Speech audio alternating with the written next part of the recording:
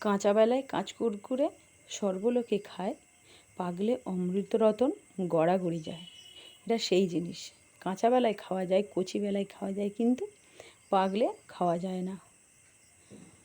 এটা এমনই একটা সবজি, পাগলে খাওয়া যায় না, এবং সেই জন্যই মনে হয় একে ফল বলে না, সবজিই বলে।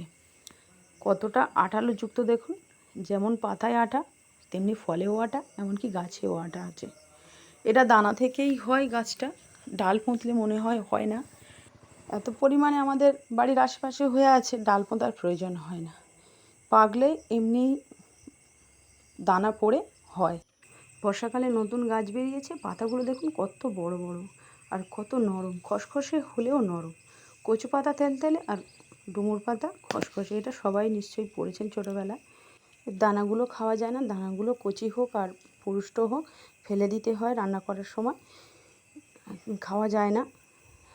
তাই এই সবজিটা একবার আপনারা বানিয়ে খেয়ে দেখবেন, আপনাদের স্বাস্থ্যের পক্ষে উপকার। ভালো না লাগলেও খেতে হয়। ভালো থাকবেন, সুস্থ থাকবেন। নমস্কার বন্ধুরা।